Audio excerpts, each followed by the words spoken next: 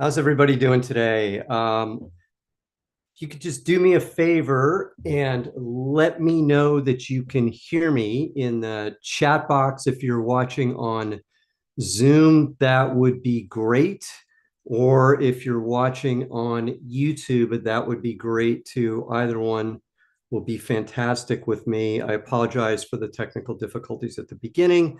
I always seem to have them, and today was no different. But anyways, we're up and running. So fantastic. So anyways, give me one more second. Just realized something. I missed some notes that I have. So let me just pull those and sorry, forgot my notes. And anyways, with that, I'm going to get started. So if you have any questions for me, if you're watching me on Zoom, you can put them in the chat box and I'll be happy to answer them. And if you have any questions for me and you're watching on YouTube, you can do the same thing. And you can put those in the chat box as well.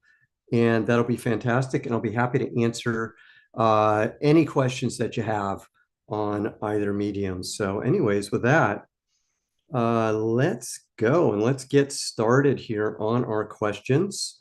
And I hope everybody's doing well.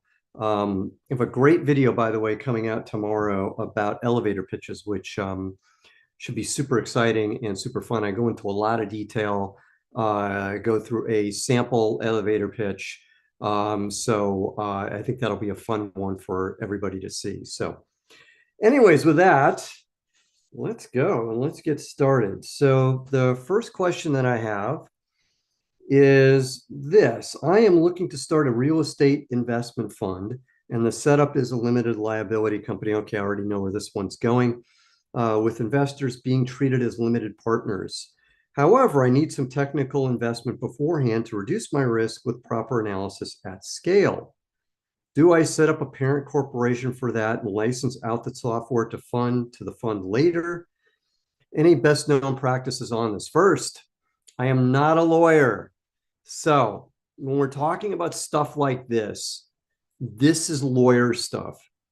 And interestingly enough, I have a client in my one-on-one coaching business who went through something similar, to this. And I recommended a really good lawyer for him to work with. We found a really good lawyer. It turned out in his particular case needed somebody on the real estate side because lawyers for real estate companies are a little bit different than lawyers for startups. The only way you're going to figure this out is by talking to a lawyer. I can't answer it for you.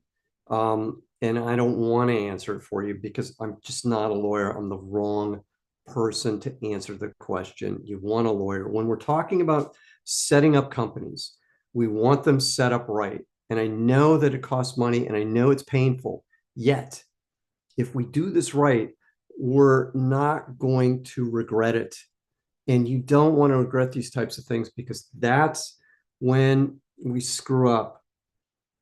And that's when we really, really just are not happy with what happens. And it can really cost you later. So get a lawyer, talk to the lawyer, be honest with the lawyer about what you're trying to do, and they'll set you up properly. The good news for all this stuff is that it's fairly straightforward once you get the right people involved. So long-winded answer, but that's what I would answer. Okay, the next question on my list is, what are the benefits of upgrading? I'm not exactly sure what you're talking about, but I'll be very biased and use this to my advantage. So I am assuming because you're part of my free zero to pitch community that we're talking about what are the advantages to upgrading to the paid zero to pitch community, which costs $99 per month, or if you want a yearly subscription, costs $999. Well, for the yearly subscription, the benefit is you get a 1 hour one-on-one coaching session with me right off the bat. You can do that anytime you want. And that's worth well more than $999. Let me tell you that. So, if I rarely do one-offs, but when I do, it costs a lot more than $999. So that's benefit number one. Benefit number two is you get to work directly with me. I have daily office hours.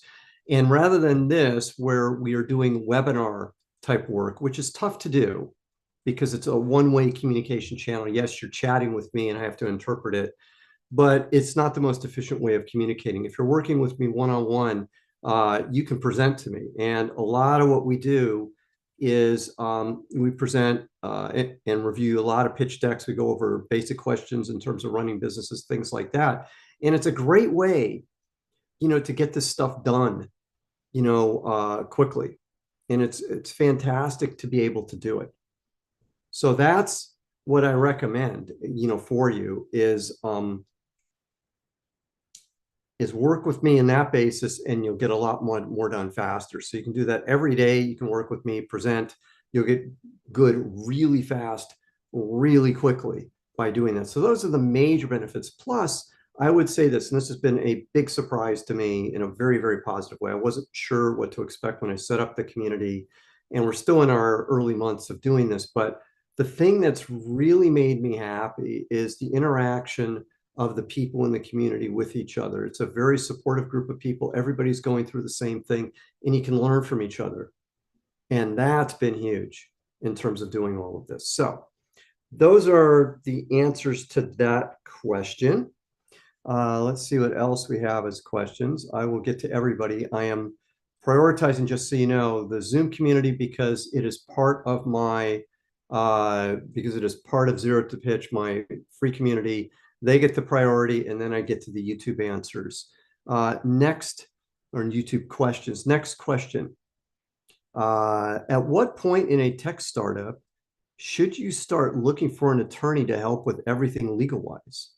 Legal structure and compliance, intellectual property, protection, contracts and agreements, equity and fundraising, data privacy, and security. Okay, this is a great question. Pretty early on, I would tell you, because once you've decided what you're going to do and you're ready to go, it's worth getting things set up properly. So I would be doing this pretty early on if it was me. One of the first things that I did once I knew exactly what I wanted to do and how I wanted to start my company is I found a good lawyer, and she was my lawyer throughout the life of the company, and it was fantastic, to have her on board. So find a good lawyer, because once you're deciding on the things that you're describing, the legal structure and compliance, intellectual property protection, contracts, all those types of things, especially the articles of incorporation of a company, the bylaws of the company, these are pretty much boilerplate type things. But having said that, if we get these set up right, it makes our life infinitely better. The things that, what do people typically screw up on when they're starting? I will tell you 9 times out of 10, it's equity and how to set that up right with their co-founders. We always screw that up. Having a lawyer in place, you will not screw that up. Okay, next question on our list here. Do you know the average startup tech attorney fees, or maybe some examples? Oh, it could be all over the map. It just depends upon where you are and who you're working with. But it is expensive, I will tell you that. And I don't want to give a range because I don't know what the low end of the range is. And sometimes you get what you pay for, on these types of things. So buyer beware, so to speak. So talk to a lot of different people, and you will kind of get an idea of where the fee structures are for what you're doing. Okay, let's see what the next question on our list is. Thank you, Brett, for all the helpful advice you give us! Exclamation point. You're welcome. I am a solo founder with a few $1,000s in MRR, no investors, and I'm thinking of inviting a co-founder. How should I decide how much equity to offer them? Okay, think forward. That's the best advice I can give you. Don't think backwards, think forward. So you have to think about the value of what the person's going to bring going forward. The money that you have already that you're making is great. Congratulations, but think forward about this person. Also be generous. I have a video recently all about generosity, which is somewhat on this subject, and being generous as a founder, 9 times out of 10, I will tell you, almost always pays off. So be generous. You know what? I'll give you some ranges here. What shouldn't you do? On one hand, 50-50 splits are usually disasters. So you want it to be 51-49 ahead of you or whatever would be one extreme. On the other extreme, when we get to like 90-10, 90% for you, 10% for the co-founder, that doesn't reek of fairness. So those are two extremes. So think fair, understand what the other person wants, and what's fairness. Fairness is what you and your co-founder believe. If you guys can't get through this discussion, then you do not have the right co-founder, or you're not thinking right, one of the two, and you need to adjust your thinking, one of the two. Okay, should I decide how much equity to offer them? Yes, you should decide how much equity you're going to offer your co-founder, and you should be in agreement with your co-founder on how much equity that is, as I just described. Okay, next question.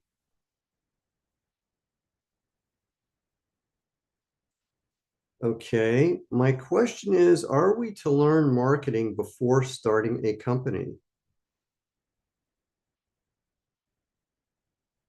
Well, yeah, you should understand some basics about marketing. When we think about marketing for a startup, there are different pieces of it. One piece of it is, how are we going to find our customers? That's like the most basic piece of marketing. In other words, just because we have a great product or service or whatever it is we're offering people, people have to know it exists. So if nobody knows that your product or service exists, it doesn't matter how good it is. So we have to figure out how we're going to make people aware of this. So my recommendation to you is start reading and start learning. The best book out there, in my humble opinion, on this piece of marketing is a book called Traction by Gabriel Weinberg. Just about every Ask Me Anything, some question about this comes up, and I usually always recommend this book. It's really good. It's really logical on what to do. So I would do that. On the other side of marketing, which gets into product strategy and positioning, you have to kind of figure out, what are we going to do that's different? How are we going to be unique? You have to analyze the competition, all those types of things, to be able to do this. Another great book on this, I'd also recommend reading my book, by the way, Learn How to Take a Punch. I think it's a really good book on what it's like to be a startup CEO. That will be helpful. But another really, really good book on this particular subject is The Innovator's Dilemma by the late, great Clayton Christensen. It's a fantastic book on what to do and what not to do. If we're looking for more information on this particular subject of marketing and courses and stuff like that, I made a pitch for this. I would recommend joining my community, Zero to Pitch Gold. It is well worth it. There are courses in there as well. I was describing the interactive piece of the office hours and stuff like that, but there are also courses in there. There is a course on how to develop your pitch and your pitch deck. It includes marketing and how to do the marketing piece and the strategy piece and all of it. Well worth the money, to do it. So that is that. So let's see what the next question is. Okay, I think he asked that again. Okay. Hello. For a vesting agreement, my lawyer tells me that as a founder, I have to own 100% of the company before vesting to my co-founder. Is that true? Well, yeah. I mean, it kind of is. At the beginning, you can think of it this way. It doesn't really matter, whether it's used, if you're the first founder, right, and you founded the company and you bring on a co-founder, then yeah, you own 100% of this pie, assuming there are no investors in the company. And let's say that you may have put money in the company as well, which gets more complicated in terms of how you're doing things. And I can get to that answer next. But if you have 100% of this pie, right, that you have to divide it up between you and other people, with the other people being your co-founder. So the co-founder comes first. So let's say that you found your co-founder, you're going to decide on what they get between you and this other person. Maybe they get 49% and you get 51. Maybe they get 40, you get 60, whatever the numbers are. Now, here's where it gets complicated, and this is where you need to do things right. Complication is, let's say you put in, I'm just going to make up some numbers. You put in $50,000 into the company and your co-founder doesn't put in anything. What should happen in that particular consideration? Well, you should, that the 50,000 you put in is like an investment. And you have to decide on what that $50,000, what percentage of the company should you get for that $50,000? I think where people make the mistake is they say, well, I put in 50, my co-founder put in 50, and therefore we're splitting that up. No, no, no, don't do that. That's a mistake because it's different in my humble opinion. So it's the way I would do it. And this is, you have to work with your lawyer on this. It goes back to, you got to have a lawyer at the beginning, and it sounds like you do, but what would I do? I would say, okay, that $50,000, maybe the $100,000, let's say each of you put 50 in each or 50 in zero, it doesn't matter. Maybe that's worth 10% of the company. So now suddenly you have two different classes of stock, so to speak. You have your stock as an investor, which is that $50,000, which nobody can take away from you. You have that 10% ownership for the $50,000, and that's going to get diluted over time as you get more investment in the company, but that's your 10%. And then the other 90% is between you and your co-founder that you would split up. That's the way I would do it. And if he puts in 50 or she puts in 50 and you have 50 in, then okay. And you say that's still worth 10%. You have five, they have five for that piece. And then you have another piece as founders. And that's the other 90% of the company. And that should vest over time. Should be a vesting agreement for this that vests over time. And there's usually like a 1-year cliff on that, so that if the founder doesn't work out, they don't have 40% of the company and you're screwed, and you have a huge problem on your hands. Okay, let's go to the next question we have. I actually enjoy this question because I don't think you're going to like well, we'll see if you like my answer or not, but I have very strong opinions on this one.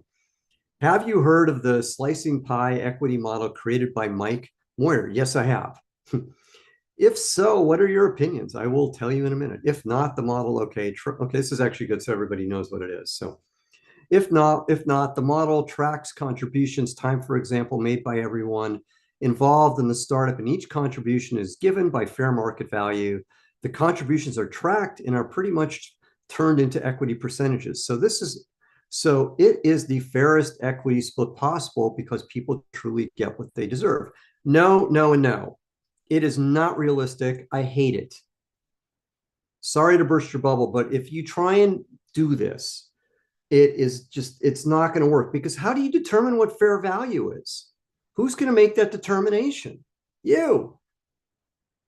Well, guess what? When you give equity to somebody, there's a fair value for the equity too. And tying it to performance, while I understand it, it's very difficult in reality to make that work.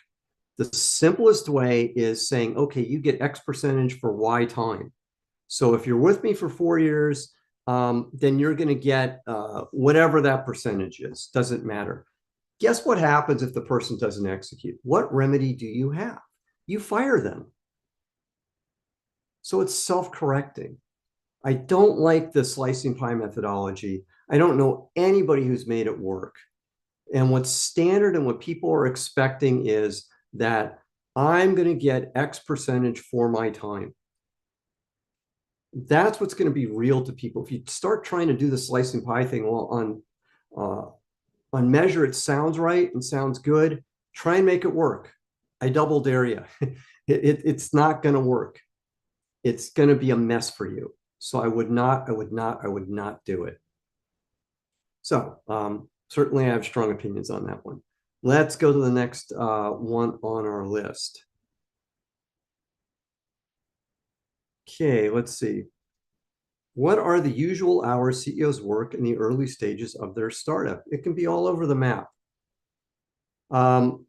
I don't think, the stories of, in fact, when I started my company, this friend of mine named Kent wrote me, and he said, hey, are you working like 14-hour days? And at the time, I wasn't.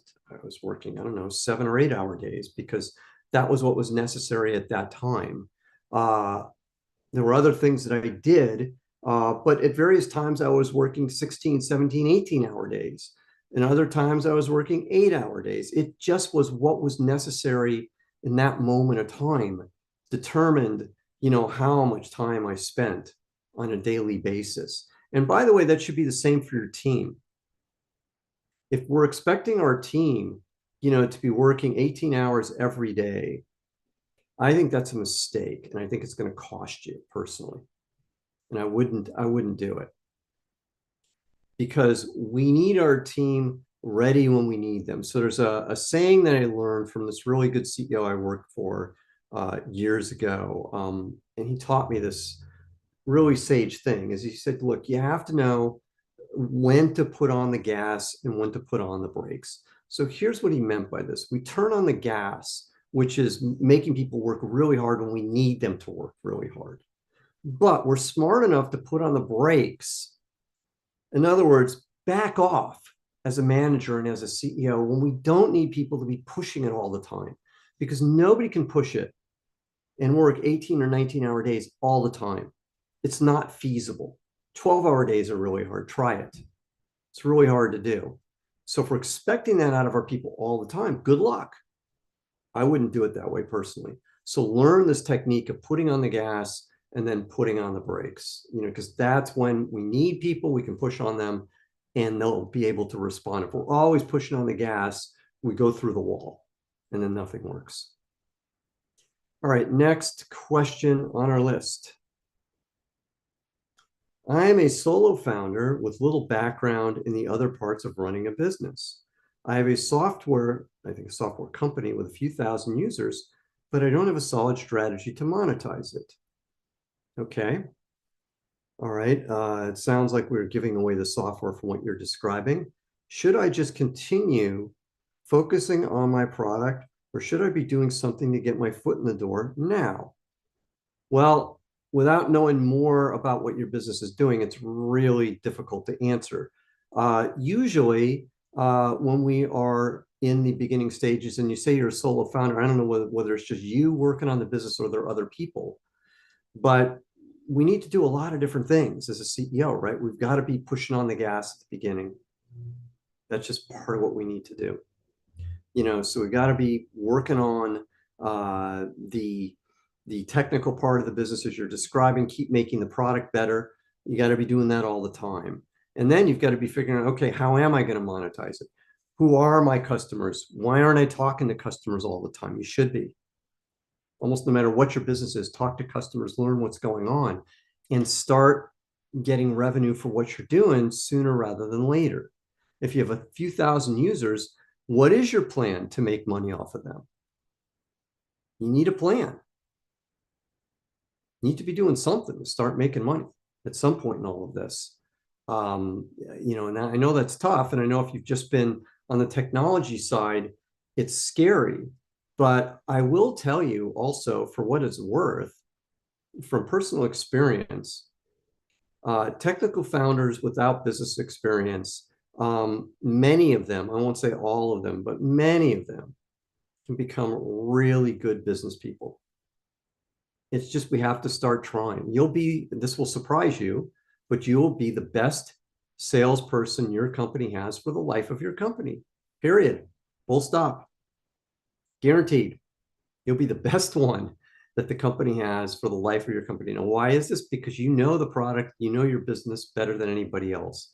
It may be scary, but get out there, start talking to customers, learn, and then start trying. And you'll find out, I don't have it right yet. And you'll have to make some adjustments and you'll get better at it and better at it. And then life will keep moving you on and you'll keep getting better at it and you'll nail it. That's my suggestion. Okay, next question. What would you say is the best factor to take in mind when splitting equity with co-founders? Time, money, knowledge, etc. Okay, a lot of co-founder questions as always. So to me, it's the future. As I said earlier, I don't know whether you're here at the beginning, but I talked about this earlier, and it's the future. It's always, what do we think the future value of the person is going to be? And then it's also for different roles, and this is going to become especially important as we start filling out our teams, is different roles get different percentages of the company, right or wrong.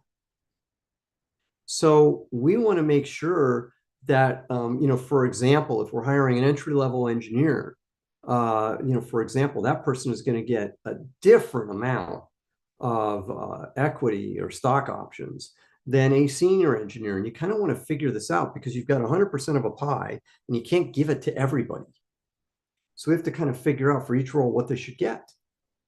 So I'm always thinking if we're talking about founders, which is what you're talking about, I'm always thinking about, well, number one, what is the role of the founder? Is the founder is this an engineering founder like my CTO or VP of engineering? Is this a VP of marketing? Whatever. And I know that certain roles deserve more than others. That's one piece of it. So that's going to influence me. And then the second piece is how senior is the person? Are we talking about kids coming out of school, which is one thing, and maybe all of you are coming out of school, which is fine. You go divide it up that way. But think about the future. Doesn't matter when they join.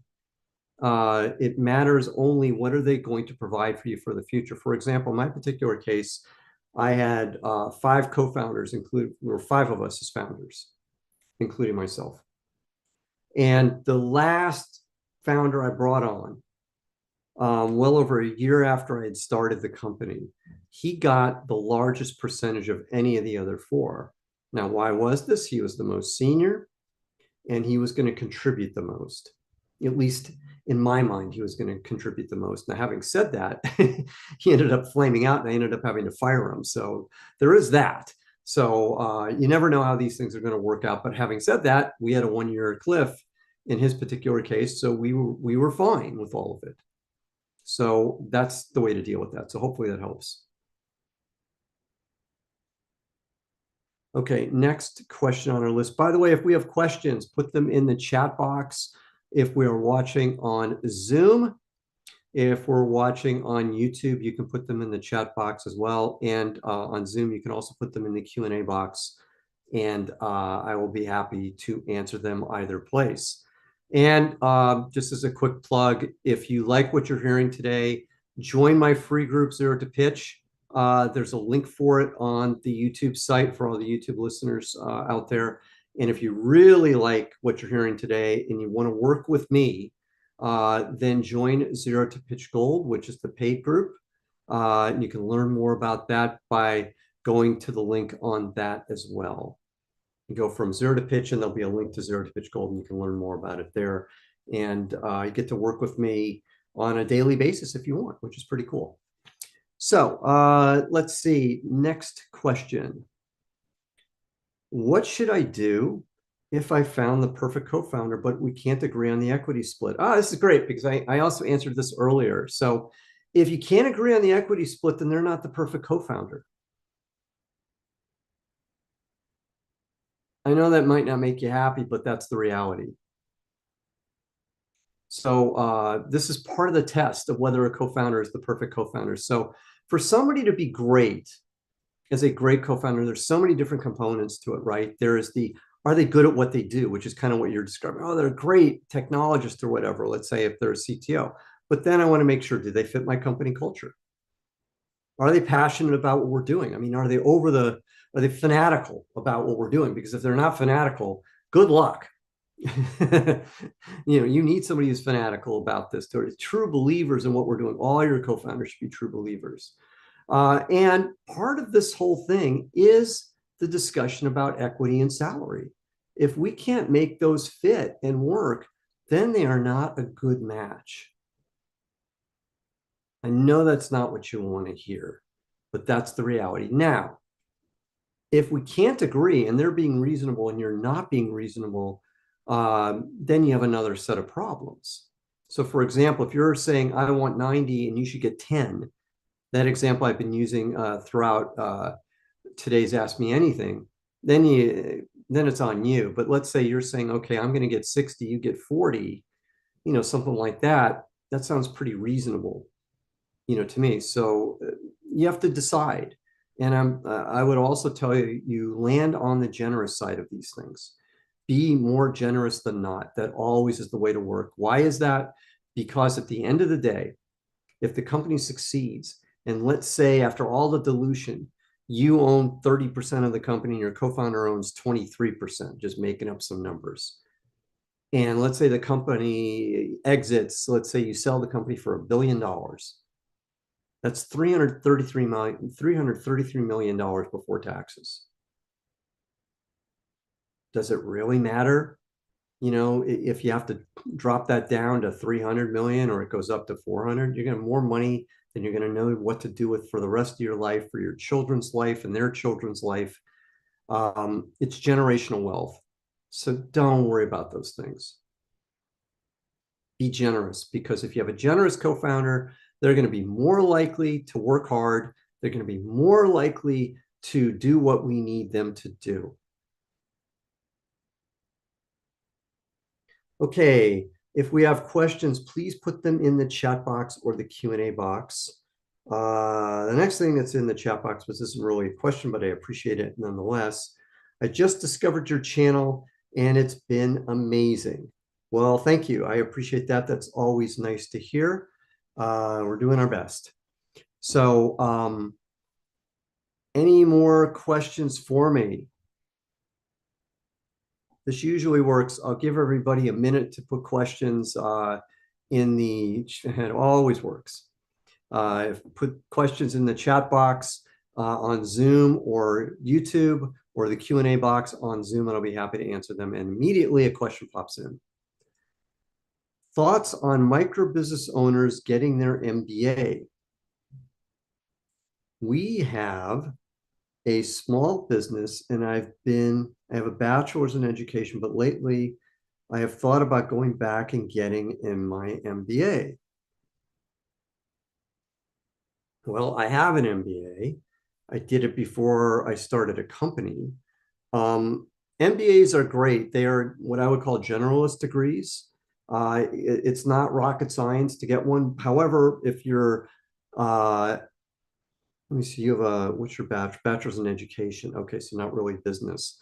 So what I always found useful, because I have an engineering degree, so I'm an electrical engineer, and then I got my MBA. What I always found useful about getting the MBA, especially at the time I did, because I was 26 when I got one, was that it really accelerated my knowledge on the business side of things. It moved me faster.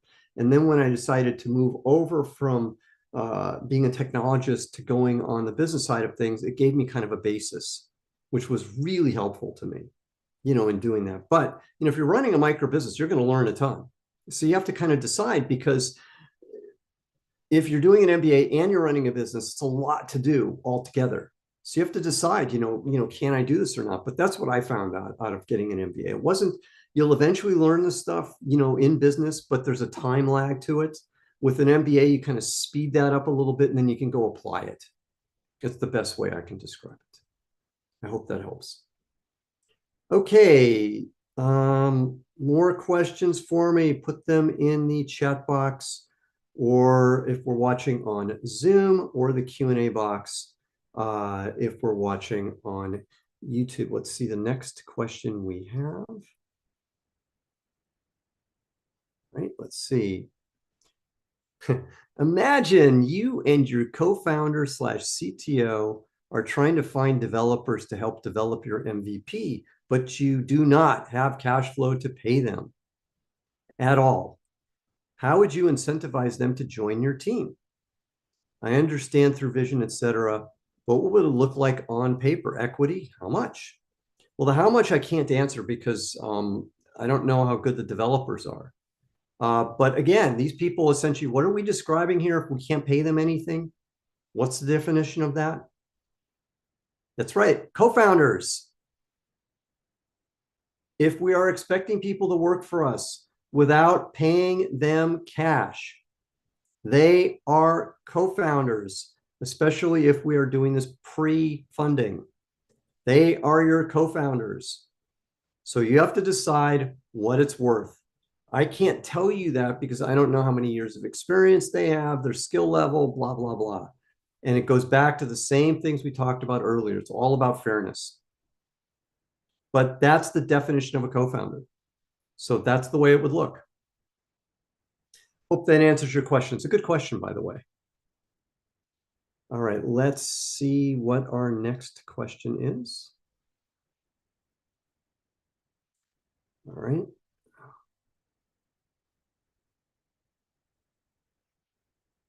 Yeah, actually, it came up 3 different times. Okay, cool. All right, let's see. Is acquiring my best option if I have the product. Aqua hiring. I see. Aqua hiring. My best option if I have the product, but I want to get paid for my work from 2 years of development. Oh, I see. So you want to sell your, I think what you're saying is selling my company. That's aqua hiring. In other words, we have a team of people, let's say 5, 6, 7, 8, 9, 10 people, whatever it is.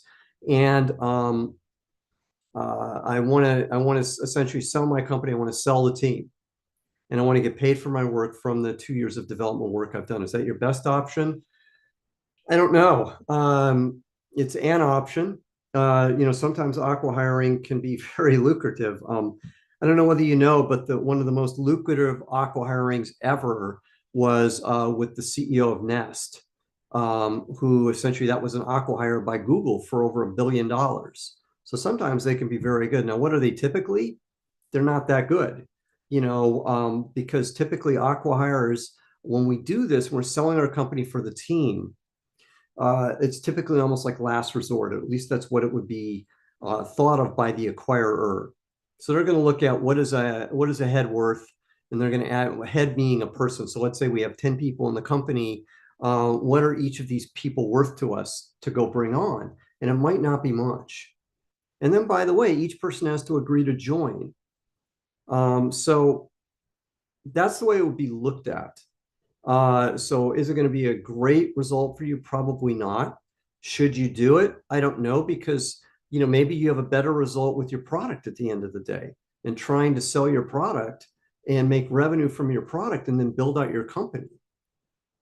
It's really hard, without knowing a lot more detail. And in this format, it's almost impossible, to answer that in detail. So anyways, that's my answer to you. Unfortunately, there's just not much you can do sometimes in this format. Again, if you want to really get into it and want to learn more, join Zero to Pitch Gold, a paid site that I have. There's also Zero to Pitch I have, which is the free site. Enjoy the free site, learn from that. And if you like that, then hop on the paid site, and that's a way to do it. Okay, let's go to okay, this person just said, thank you. It's a solo project. So you're just trying to sell yourself. Well, that's just like you're going to a company, let's say company X, and you're trying to say, hey, company X, hire me. That's all you're doing. So it's not even an acqui-hire. And then it's up to you whether you want to give them the rights to what you're doing as well, because that's essentially it. So that's the way I look at it. I don't think it's going to be worth a hell of a lot unless there's just some huge value in what you're doing. Okay, next question. I'm in the gastro business. Should I pivot already? I have absolutely no idea whether you should pivot already. So it's impossible for me to know. So that's, I have this thing when people tell me, hey, I want to pivot immediately.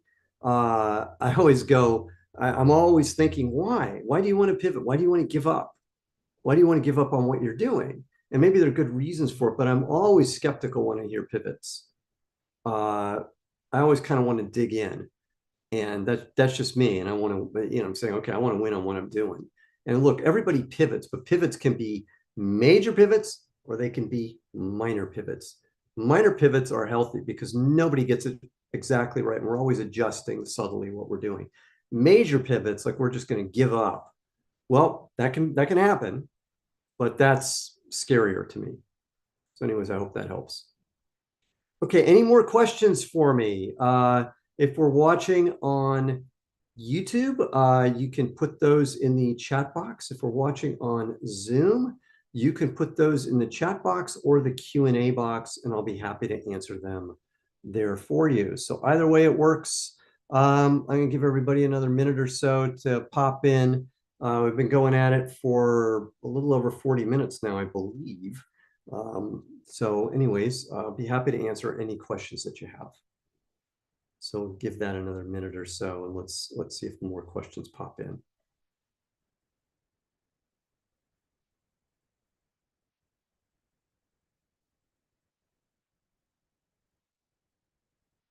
Hope everybody's doing well. By the way, the investing environment should subtly get better because, at least in the United States, today the Fed announced a rate cut of 0.5% on interest rates, which typically means, lending rates go down, which typically means that the investment market gets better. So, and even though we're private companies as startups, still it does affect us. Hello. Okay, is the next question we have. Hello, I'm running a B2B SaaS product firm, first time founder. Congratulations. Few clients currently, and I've had no reason for an investor. Lately, I got a proposal from someone to buy my company. Okay, cool. Congratulations. I don't know whether you want to sell it, but you got a proposal from somebody to buy it. I don't know what the question is there. I think we need more detail from there to be a question. But anyways, congratulations on getting the offer. That's always nice. And then it's really up to you whether or not you want to whether you want to sell the company or not to somebody. Oh, and there comes the next piece. I don't think I'm ready to sell it yet. Okay. I've not done much on it at all, but this person is an influential person in my niche. Awesome. Again, it's totally up to you. If you're not ready, then don't do it. Seriously, if it isn't time for you to do it, build the relationship with people. Many times, these types of relationships take years before they end up in a sale of a company. So you build out the relationship, treat the person with respect. If you want to, if you decide now, hey, I don't want to do it now, then be honest, because that's how you keep the relationship going. Is don't string the person along. Be very honest, and say, I'm not, this just isn't the right time for me to sell the company. I really appreciate it. Let's keep in touch. I might be interested down the line. And let's say the person says to you, well, hey, what would make it worth your time? Personally, I always want to hear, what an offer is. So what might I say? I might say something like this. Well, why don't you make me an offer? Be happy to hear what it is. And at least you know what the offer is. And you never know. Maybe they'll make you some crazy offer and you decide yes. And if not, that's fine. But always make the other side lead. Because when you throw out a number, you never know whether the number is too high or too low. And we always want to hear what the other side has to say. So try and push for that. Hope that helps. But anyways, it sounds pretty cool. Sounds like you're onto something if somebody's interested already in buying your business, but they may be interested on the cheap. So let's see how that goes. But good luck. All right, next questions for me. Put them in the chat box or the Q&A box. Chat box on Zoom or YouTube, or Q&A box on Zoom, and I'll be happy to answer them for you. And if we don't have any more questions, we will end our day. So anyways, I'll give it another, just like I did before, we'll give it another minute or so to get done. Usually, by the way, in the line of what this last person asked, as our businesses go on and we start building out customers and start getting revenue coming in, you will find almost inevitably people will start reaching out to you about what you're up to. And the reach outs can come from competition. The reach outs can also come from industry analysts, in your business, people like that. And my recommendation, because it's part of our job as CEO, is we're kind of like the outside contact for the whole company, is to start fostering those relationships, because they can take a long time and we never know how they're going to help us. So when investors start reaching out to you, talk to the investors. When somebody is interested in buying your company, talk to them, learn, meet them. All these types of things. If an analyst wants to talk to you, like somebody from Wall Street, this started happening to us as we started getting customers and our name started getting known. Start talking to them, because you never know how these relationships are going to help you down the line. And I was amazed at sometimes at how these relationships helped my company down the line in ways I never would have thought of. So just a word to the wise. Okay, doesn't look like we have any more questions. I'm going to let this go just for a few more. But anyways, I really, let me just say thank you to everybody for joining us today, just in case that was the last question we got. Really appreciate your time as always. I believe I'm going to do this again next Wednesday, and then I might be off the week after that just because of scheduling that I have. But anyways, next week I'll probably do it again. I enjoy these a lot. Lots of fun for me to do it. If you're interested in learning more and working with me more, you can go to Zero to Pitch. There's a link for that. It's my free site for startup CEOs.